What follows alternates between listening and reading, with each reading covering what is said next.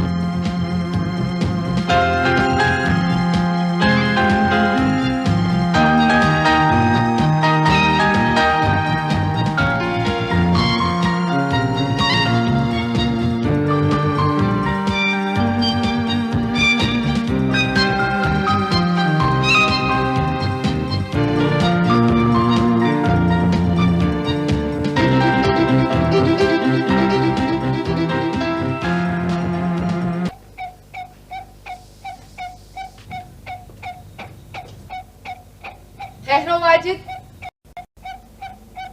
मैंने तुमसे एक बात करनी है।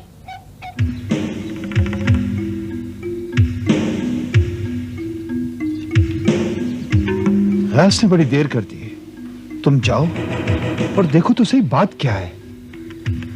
मेरा ख्याल है आज उससे बात नहीं की जाए तो बेहतर होगा। मेरा ख्याल है कि आज उसे हमारे साथ जाना ही नहीं चाहिए।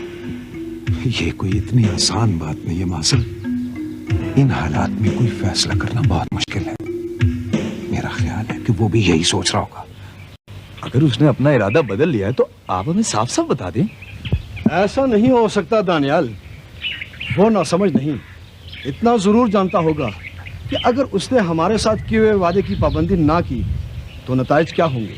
मुझे पता है कि इस किस्म के कामों में थोड़ी बहुत ताखीर हो जाती है, लेकिन मैं भी ज्यादा इंतजार करने के हक में नहीं।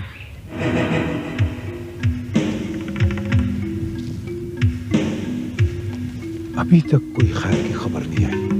खुद खैर करे। लगता है वाजिद अली अपने वादे से फिर गया है। वैसे मत कहो मासल। गियास ने अगर सुन लिया तो भड़क उठेगा, फिर इसे कौन संभालेगा।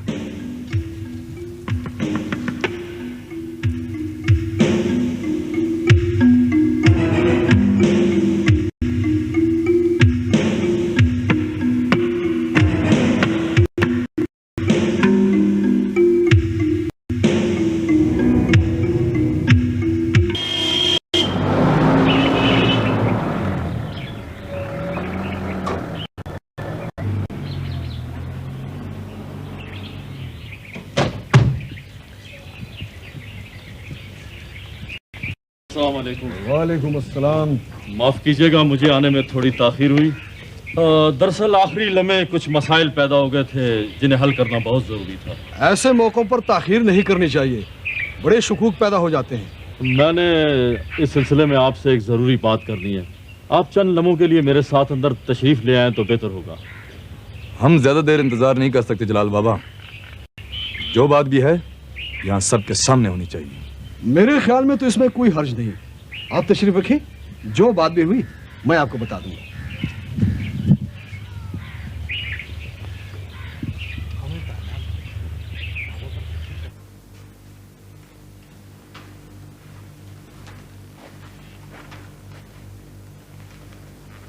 आप आराम करें, वो लोग जो ही आए आपको इत्तला कर दी जाएगी।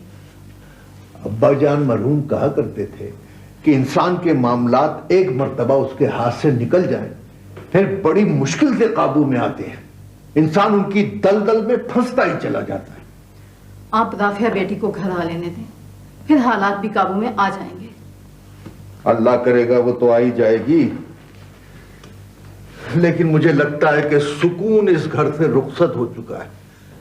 जरा तुम ही सोचो, 1 करोड़ रुपया भिजवाया जा चुका है। इतनी रकम राफिया के आने के बाद और भिजवानी होगी। आखिर ये सब मैं कहां से लाऊं? ये सब कुछ गयास का किया धरा है। हमारी तो जिंदगी गुजर गई है उसके कारनामों की कीमत अदा करते हुए। ये सारी आग उसी की लगाई हुई तो है। आप उसे कह क्यों नहीं देते कि अपने बखेड़े खुद संभाले? कितने दुख की बात है बेगम। इन हालात में तुम मुझे भाई से लड़ने का मशवरा दे रही हो। आखिर मैं अकेला किस किस से लड़ूं? जरूरी तो नहीं कि बात लड़ झगड़ कर की जाए, बात आराम से भी तो की जा सकती है। झगड़े और फसाद की बातें आराम से नहीं की जा सकती। अब्बा जान मरहूम कहा करते थे, बहुत सारे मसाइल वक्त आने पर खुद ब खुद हल हो जाया करते हैं। ठीक है, आप इत्मीनान से इंतजार कीजिए वक्त आने का। मैं तो ये बताने आई थी, खैरुद्दीन कह रहा है तौसीफ अभी अभी गुस्से में बाहर निकला है। मैं डरती हूँ वाजिद अली के गांव में चला गया हूँ। वाजिद अली के गांव? खुदा खैर करे। तुमने मुझे पहले क्यों नहीं बताया? खैरुद्दीन! खैरुद्दीन! खैरुद्दीन! आपने ये फैसला करके मेरे साथ नाइंसाफी की है, मैं इसे कबूल नहीं कर सकती। बेगम शाहिद अली खान, हमने इंतहाई कोशिश की है कि सबके साथ इंसाफ हो। जब तक मेरे शौहर का कातिल गिरफ्तार नहीं होगा, इंसाफ के तकाजे कैसे पूरे हो सकते हैं? इंसाफ के तकाजे जरूर पूरे होंगे। फैज अहमद खान वादा कर चुका है कि गयास खुद को पुलिस के हवाले कर देगा। फैज अहमद खान से मुझे इंसाफ की तवक्को नहीं है। इस वक्त वो मजबूर है, इसलिए वादे कर रहा है। ये बात हम भी जानते हैं, मगर हमारे साथ किए गए वादों को तोड़ना इतनी आसान बात नहीं। आप लड़की हमारे हवाले कर दें। फैज अहमद खान ने जो वादा किया है उसे पूरा कराना हमारा काम है। मैं ऐसा नहीं कर सकती। तो फिर आपने अपने भाई को फैसला करने का इख्तियार क्यों दिया था? मैंने इसे फैसला करने का इख्तियार जरूर दिया था, अपने शौहर के सर की कीमत नहीं मांगी थी। ठीक है वाजिद अली खान, इस वादा खिलाफी की सजा अब तुम्हें भुगतना होगी। जलाल बाबा ठहरिए।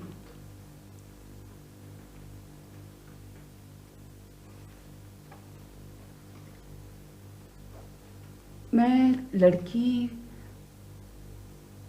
आपके हवाले कर दूंगी, मगर एक अमानत के तौर पर। अगर मेरे मुजरिम ने खुद को पुलिस के हवाले न किया तो वो अमानत आपने मुझे लौटाना होगी।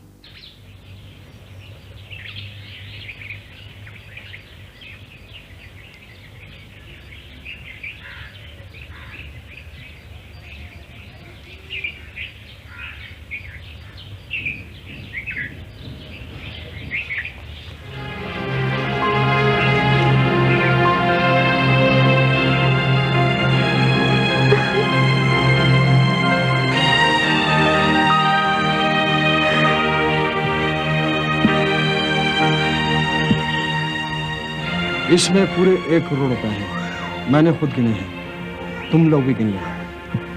मुझे आप पर एतमाद है। जलाल बाबा, मैं आपको यही बताना चाहती हूँ कि राफिया की मैंने अपनी पेटियों की तरह हिफाजत की है। इलाके की रिवायात का यही तकादा था बेगम शाहिद अली खान। रिवायात ही की रोशनी में मुआहदे की बाकी शराइत पर भी बर वक्त अमल होना चाहिए। मैं गयास की गिरफ्तारी की मुंतज़िर रहूंगी। आज अगर ऐसा न हुआ तो बहुत बुरा होगा।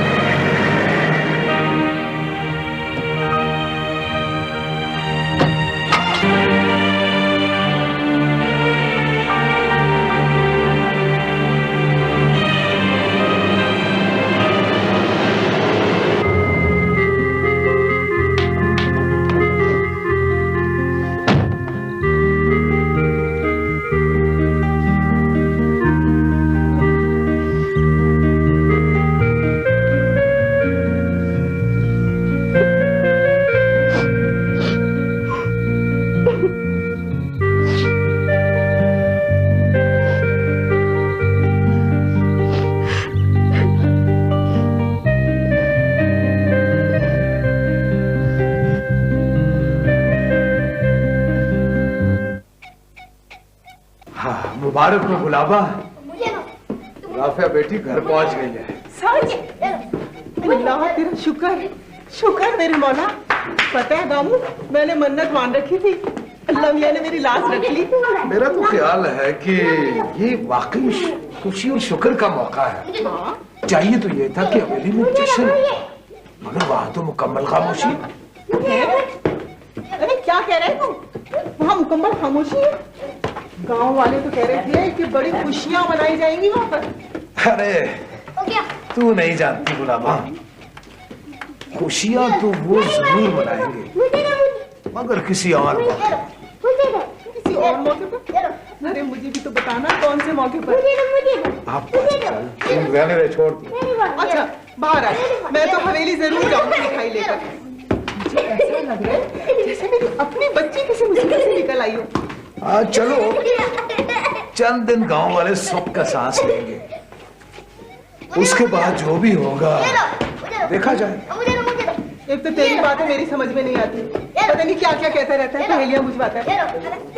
मैं तो इतना जानती हूँ, एक बहुत बड़ा अजाब कर दिया हम पर से। अब्बा जान का बस चलता तो आज सारी रात उनसे बातें करते रहते। वो तो तुम आज आई हो तो बाबा जान इतने खुश नजर आ रहे हैं, वरना इतने डिप्रेस थे कि मैं बता नहीं सकता। अरे भैया आप खुद ही बातें करते रहेंगे कि मुझे भी कुछ कहने देंगे? पूरे 2 घंटे हम तुम्हारी गुफ्तगू से महसूस होते रहे और तुम्हें पता तक नहीं चला। जनाब जो कुछ भी हुआ ना सब कुछ आपका किया था, ठीक? और अब आपको सारी जिंदगी इस गुफ्तगू से महसूस होना पड़ेगा। राफिया बेटी, सबसे ज्यादा दुआएं मैंने तुम्हारे लिए मांगी हैं, लेकिन जब से तुम आई हो मुझसे बात तक नहीं की। ये कैसे हो सकता है? भाभी मैंने पूछा नहीं था कि खैरू चाचा क्यों नजर नहीं आ रहे? हाँ पूछा तो था, यूं ही सरसरी सा। ओ बेटी, तुम सब मेरे हाथों में बड़े हुए हो, बड़ा हक बनता है मेरा तुम पर। बिल्कुल ठीक कहा चाचा आपने। कल सुबह मैं और तौसीफ आपके साथ इकट्ठे बैठकर नाश्ता करेंगे और फिर मैं इतनी बातें करूंगी कि आप बोर हो जाएंगे। फिलहाल तो हम सब काफी से ज्यादा बोर हो चुके हैं। तुम बाज में आना तौसीफ। अच्छा चाचा, सुबह मुलाकात होगी। खुदा हाफिज।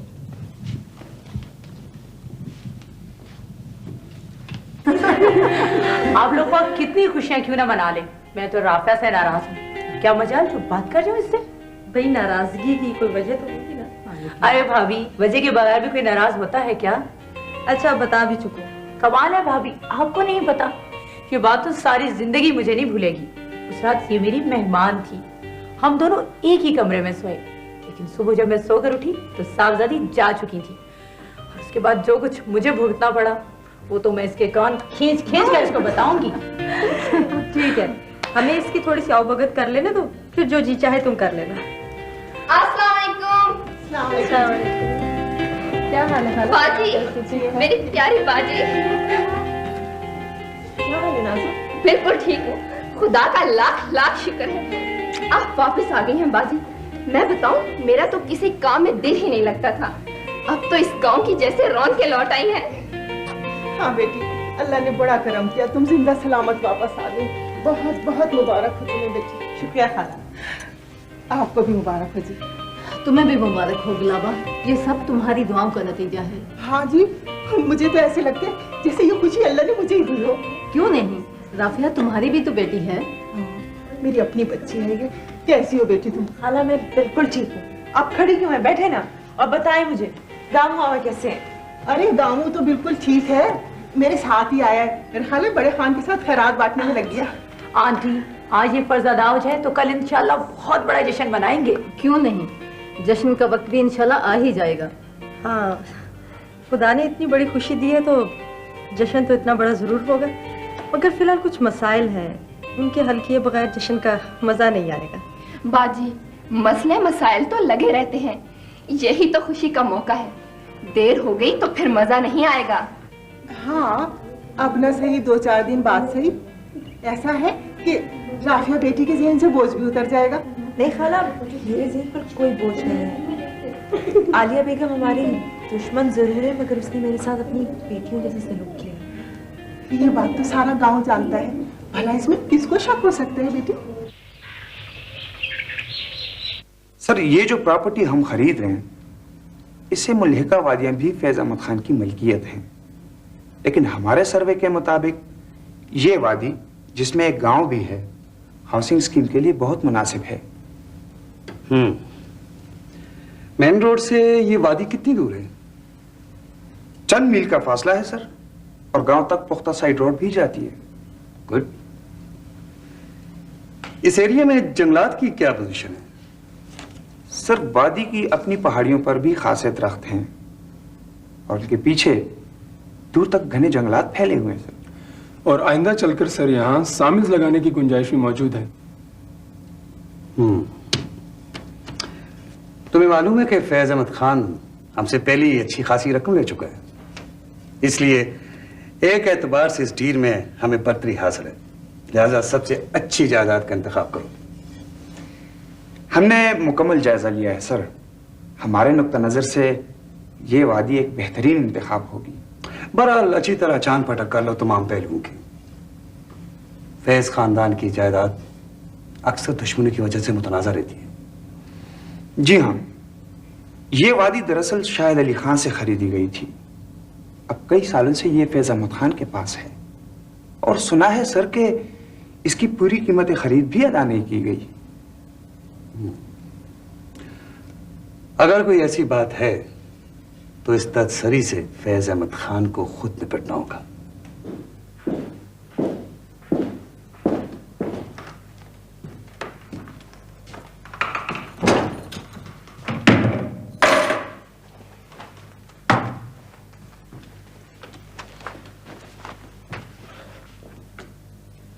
लगता है तुम्हें मेरे आने की कोई खुशी नहीं हुई।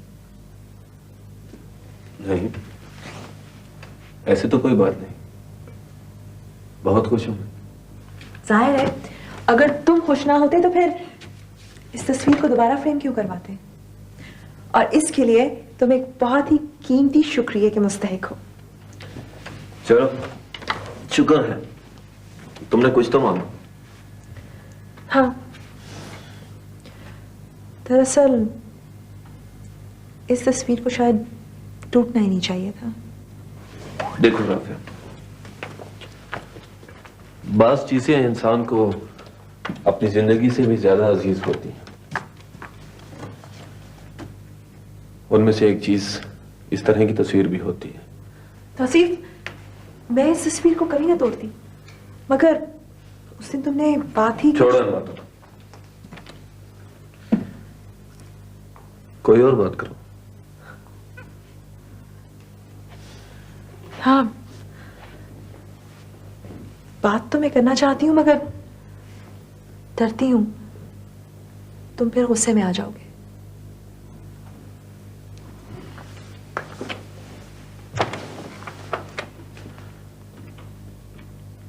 नहीं,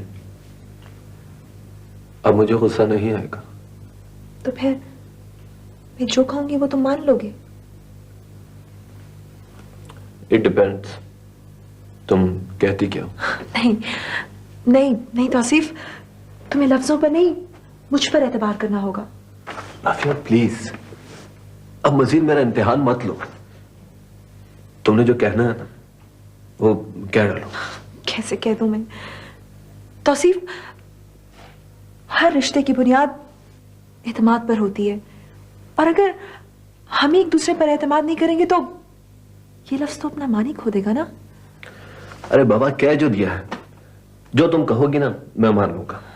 ठीक है, ठीक है, अगर तुम मेरी बात पर यकीन ना भी करो तब भी ये बात जरूर करूंगी मैं कि आलिया बेगम ने मुझे अपनी बेटियों की तरह रखा था। हर तरह से हिफाजत की थी उसने मेरी। आलिया बेगम ने जो वार हम पर किया है उसका घाव बहुत गहरा है।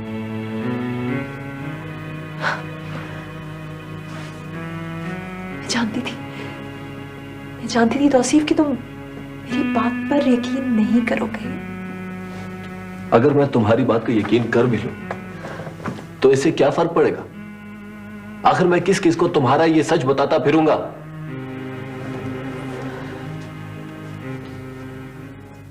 हम आपके ममनून हैं एसपी साहब के इस मुश्किल वक्त में आपने हमारी बड़ी मदद की।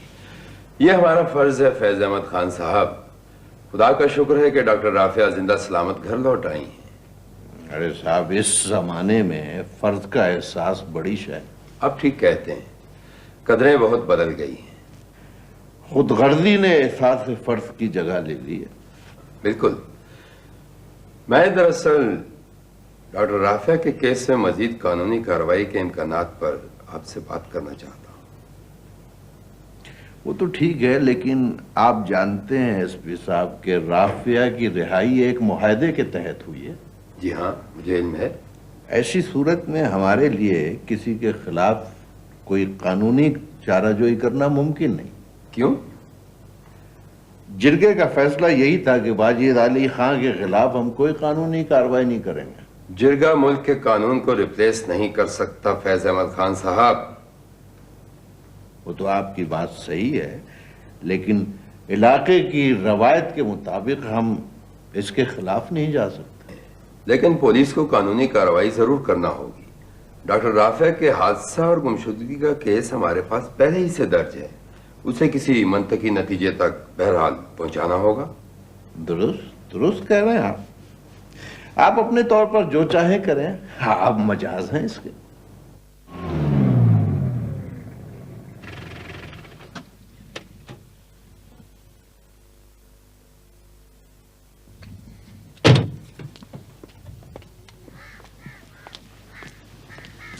अस्सलामुअलैकुम बेगम साहब, ख्वाजा खान तो शहर गए हैं जी। शहर गए? कब? वो तो सुबह सवेरे ही चले गए थे जी। शहर में कहाँ गया, कुछ पता है तुम्हें? नहीं बेगम साहबा, कुछ बताकर नहीं गए इस दफा। मुझे पता है, पैसा जेब में हो तो वो यूं ही क्या करता है। वो आए तो मैं बता दूंगा कि आप आई थी जी। और ये भी कि मुझसे फौरन मिले।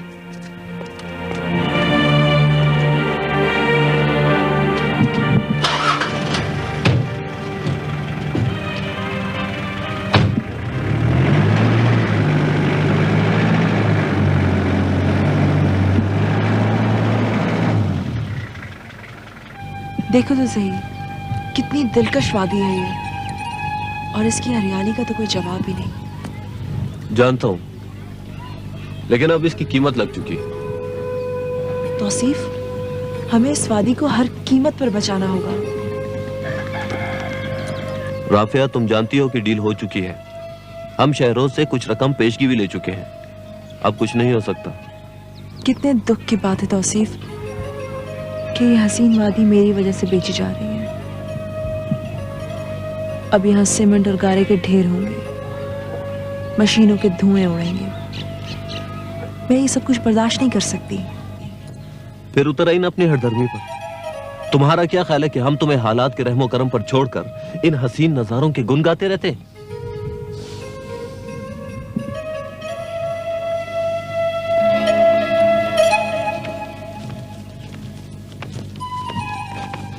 अस्सलाम वालेकुम। कैसी हो राफिया बेटी? ठीक है। अरे तौसीफ बेटा, बड़े दिनों के बाद चक्कर लगाया। क्या करूं गामू मामा, काम काज से फुर्सत ही नहीं मिलती। ये इसरार है, बड़ा मेहनती लड़का है। आजकल फारिश वालों के लिए दरख्त लगाता है। कहो कैसे हो? अपने काम से खुश तो हो? बहुत खुश हूँ जी। दरख्त लगाना तो मुझे बहुत अच्छा लगता है जी। अब तक इस इलाके में बेशुमार दरख्त लगा चुका हूँ जी मैं। ये तो बहुत अच्छी बात है, मगर तुम ये दरख्त क्यों लगाते हो? बीबी जी, जब मैं छोटा सा था तो ये सारे पहाड़ दरख्तों से भरे होते थे। अभी नहीं, वो खाली देखकर मुझे बड़ा दुख होता है जी। राफिया बेटी, इसे भी तुम्हारी तरह इन पहाड़ों के साथ बड़ा प्यार है। अपनी मिट्टी किसी प्यारी नहीं होती जी। और फिर यहाँ तो हमारे बड़ों की हड्डियां दफन है। अच्छा गामू मामा, फिर कभी बात करेंगे। गांव करीबी है, चल के चाय पी लेते हैं। नहीं शुक्रिया। अच्छा जी, जैसे आपकी मर्जी। अच्छा, खुदा हाफिज। खुदा हाफिज।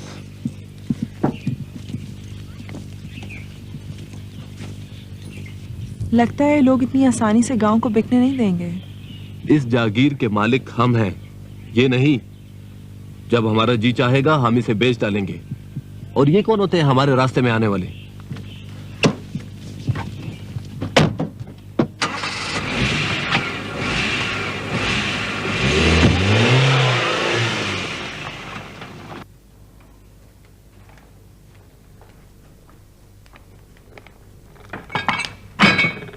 इतनी उदास ना हो बेगम साहिबा, अल्लाह बेहतर करेगा। वाकिफ ने जो कुछ मेरे साथ किया, कम से कम मुझे उससे ये तवक्को नहीं थी। वाकई खान ने बहुत ज्यादती की है। ज्यादती? ये तो सरासर जुल्म है। मेरे बच्चों ने 10 साल तक जिस कर्जे की वसूली का इंतजार किया, जब वो मिला तो उनका मामू ले गया। किसे पता था बेगम साहबा कि खान ऐसा करेगा? मेरा तो वजूद हिलकर रह गया है। न तो गयास ने गिरफ्तारी दी और न ही फूटी कोड़ी हाथ आई। सारी प्लानिंग और मेहनत पर पानी फिर गया। लगता है शाहिद अली खान आज मरा है। बेगम साहिबा, शाहिद खान को एहसास हो जाए, शायद वो वापस आ जाए। मुझे पता है वो सारा पैसा पानी की तरह याशी पर बहा देगा। उसकी करतूत कौन नहीं जानता। बहरहाल आप हौसला रखें, अभी तो फैज अहमद खान ने 1 करोड़ रुपया और भिजवाना है। क्या पता फैज अहमद खान अब क्या करता है। मैंने तो सुना है आपको पैसे देने के लिए फैज अहमद खान अमनकोट गांव भेज रहा है। अमनकोट? ये कैसे हो सकता है? गांव में तो यही अफवाह है। कहते हैं शरोज खान ने 2 करोड़ में पूरी वादी का सौदा किया है। मगर ये कैसे मुमकिन है? अमनकोट में तो हमारे खानदान का आबाई कब्रिस्तान है। शाहिद अली खान की कब्र है। शाहिद अली खान के दुश्मन उसकी कब्र का सौदा नहीं कर सकते, कम से कम मेरे होते हुए नहीं। फैज अहमद खान, मैं ये पूछने आया हूं कि गयास कब तक खुद को हवाले पुलिस करेगा? मैंने उसे मुआहदे की शराइत से आगाह कर दिया है। हम मुआहदे पर अमल दरामद के बारे में बहुत मुतफक्किर हैं। शाहिद अली खान की फैमिली भी दबाव डाल रही है। मुझे खुद इस बात का एहसास है, मगर हमारे साथ जो कुछ हुआ है उसके बारे में आप लोग क्या कर रहे हैं?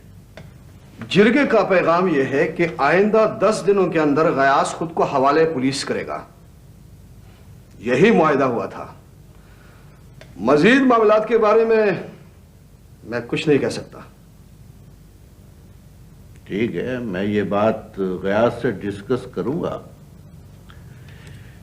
मगर हमारी इज्जत पर जो हमला हुआ है उसे आप नजरअंदाज नहीं कर सकते। हमने एक मुश्किल सूरत हाल में इंतहाई जिम्मेदारी के साथ आपकी मदद की है। आपको अब इन शराइत पर अमल करना होगा और बाकी 1 करोड़ रुपया भी उन्हें 10 दिनों के अंदर देना होगा। हम जायदाद फरोख्त कर रहे हैं, रकम का बंदोबस्त हो रहा है।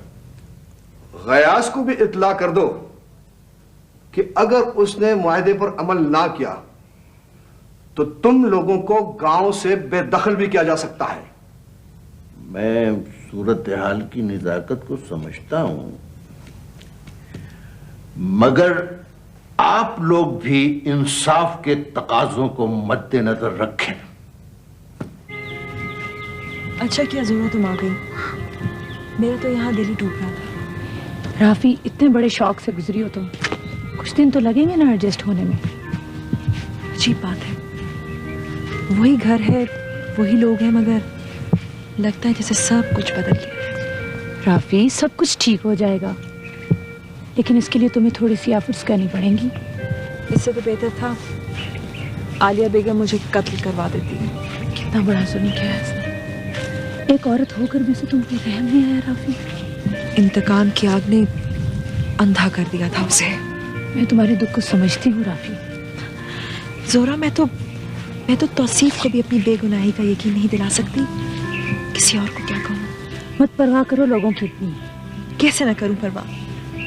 मैं तो अपने खानदान के माथे का दाग बन गई हूँ। प्लीज अपने आप को संभालो। हम सब तुम्हें पहले से ज्यादा चाहते हैं। नहीं, अब मुझे कोई नहीं चाहता। ये फासले इतने बढ़ गए हैं कि अब इन्हें समेटा नहीं जा सकता।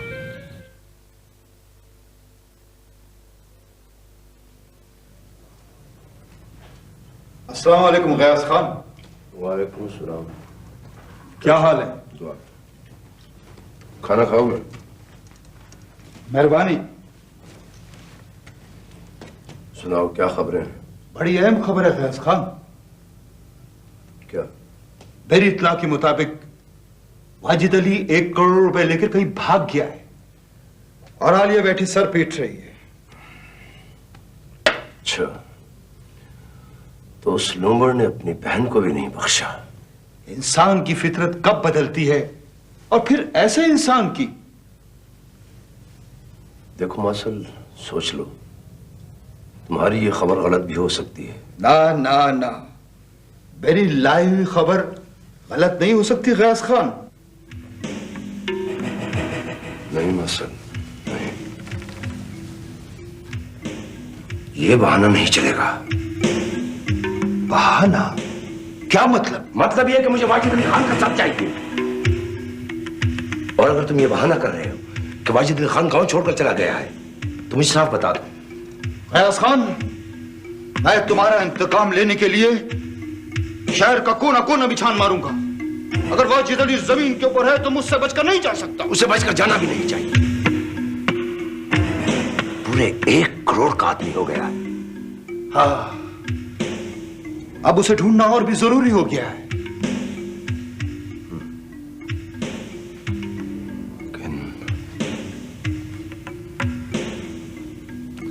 तुम यूं करो मासल,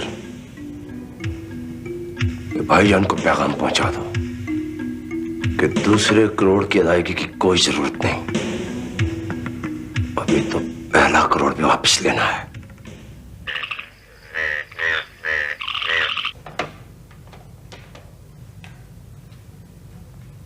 हाँ, खैरुद्दीन, बड़े खान बाहर तो नहीं गए? जी अभी अभी उन्होंने मेहमानों को रुखसत किया है, ऊपर ही गए हैं, गाड़ी में कहीं होंगे जी।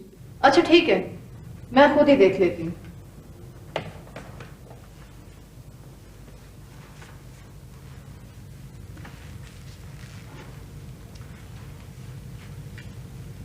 लगता है बात कुछ ज्यादा लंबी हो गई थी।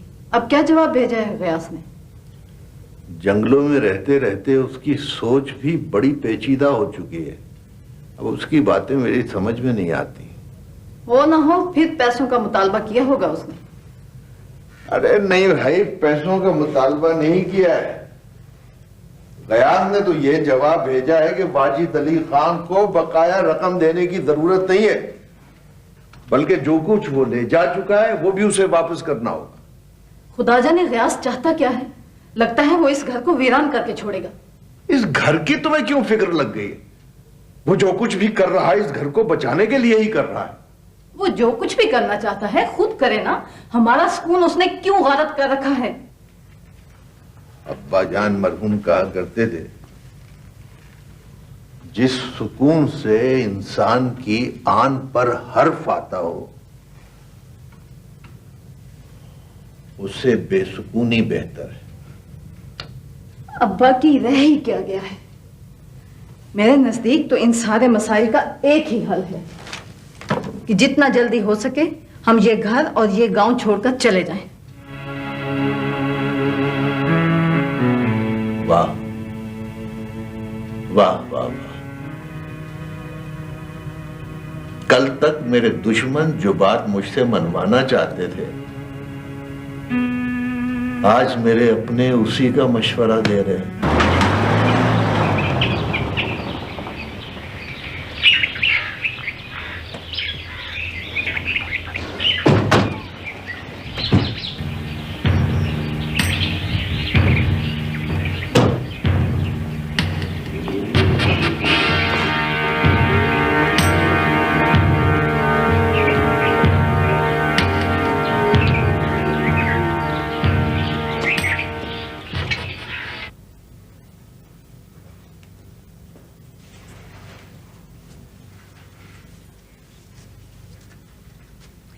मेरा नाम आलिया बेगम है।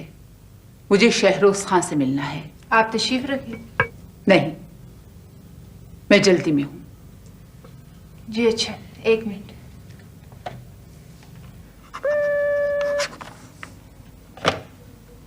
यस सर, एक खातून आलिया बेगम आपसे मिलना चाहती हैं।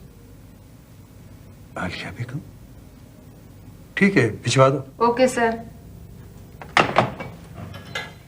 आइए तशरीफ रखिए।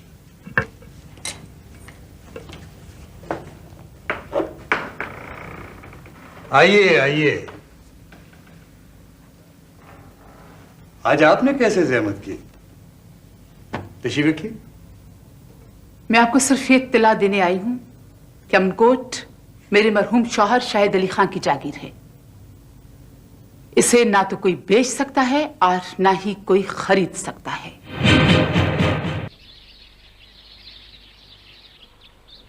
तौसीफ, तुम्हें अपना रवैया बदलना होगा।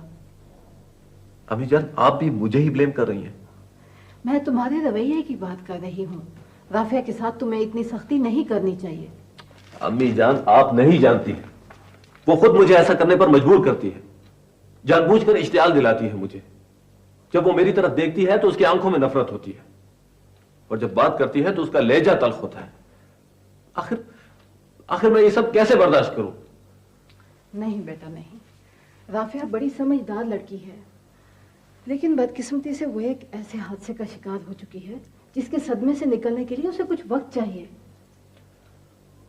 मैं जानता हूं उसके साथ जो कुछ हुआ है, और इसीलिए मैं उस शख्स से नफरत करता हूं जो इस हादसे का जिम्मेदार है, जिसके करतूतों की वजह से आज हम ये दिन देख रहे हैं। तुम हद से बढ़ रहे हो तौसीफ। मत भूलो कि गयास अहमद खान तुम्हारे ससुर ही नहीं, तुम्हारे चचा भी हैं। उनका एहतराम फर्ज है तुम पर।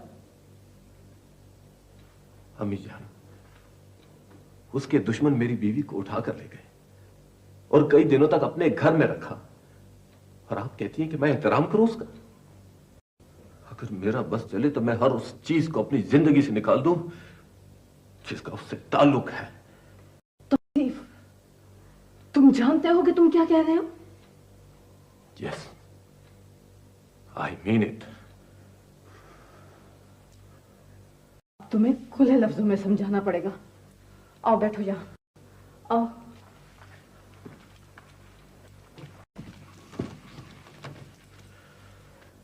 देखो बेटा, राफिया का इस घर में रहना बहुत जरूरी है। अगर वो इस घर से चली गई तो तुम्हारे पास कुछ नहीं रहेगा। अम्मी जान, मुझे कुछ नहीं चाहिए। इस वक्त तुम गुस्से में हो। बेटा जरा ठंडे दिल से मेरी बात सुनो। इस सारी प्रॉपर्टी का निस्फ हिस्सा तुम्हारे चचा गयास का है, जिसकी इकलौती वारिस राफिया है, और निस्फ तुम्हारे अब्बू का, जिसमें से आधा दानियाल का और आधा तुम्हारा है। अब तुम खुद ही फैसला कर लो कि इतनी बड़ी प्रॉपर्टी में से तुम एक हिस्सा लेना पसंद करोगे या 3।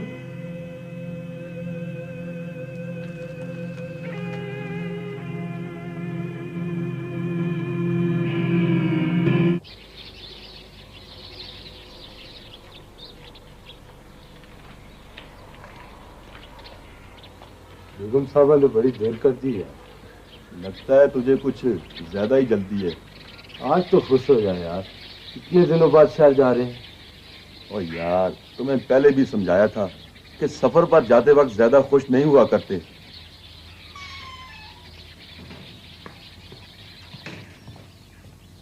सामान गाड़ी में रखती है जी। ठीक है।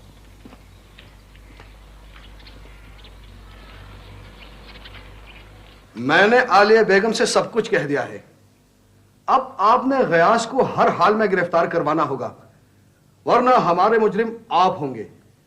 देखें जलाल बाबा, ये जिम्मेदारी मैंने ली थी और हर तरह से गयास को इस बात पर रजामंद करने की कोशिश भी की, मगर अब वो नहीं मानता तो मैं क्या कर सकता हूं।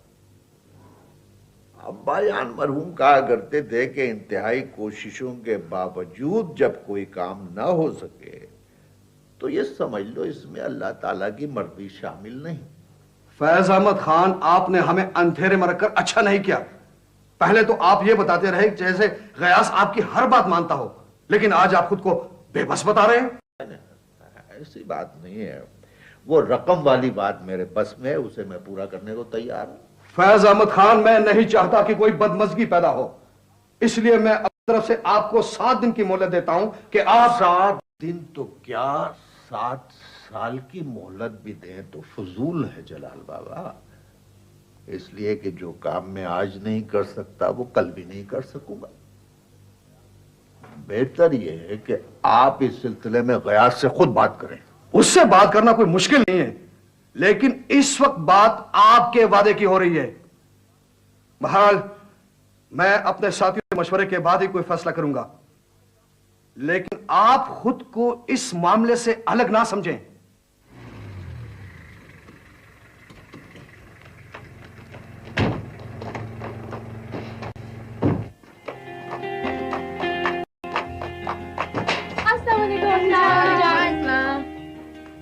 क्या हाल है? ठीक है। अम्मी जान, हम तो काफी देर से आपका इंतजार कर रहे थे। अब तो हम मायूस हो गए थे। अरे बेटा, शहर तो मैं कब की पहुंच चुकी थी। तुम लोगों के लिए शॉपिंग करने में देर हो गई। हालिया, अस्सलामुअलैकुम।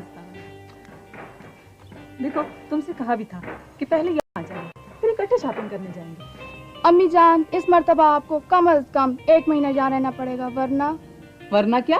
वरना हम दोनों आपके साथ गांव चले जाएंगे। अरे बेटा, अब इतनी ढेर सारी बातें यहाँ खड़े खड़े तो नहीं हो सकती ना। चलो अंदर चलो। आओ। चलो।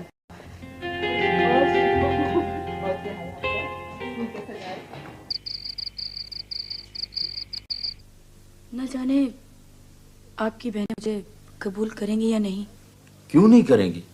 जब मैंने कबूल किया है तो उन्हें भी कबूल करना पड़ेगा। अगर वो ना करे तो फिर हम कौन सा मोहताज हैं उनके? वो अपने घर में खुश, हम अपने घर में खुश।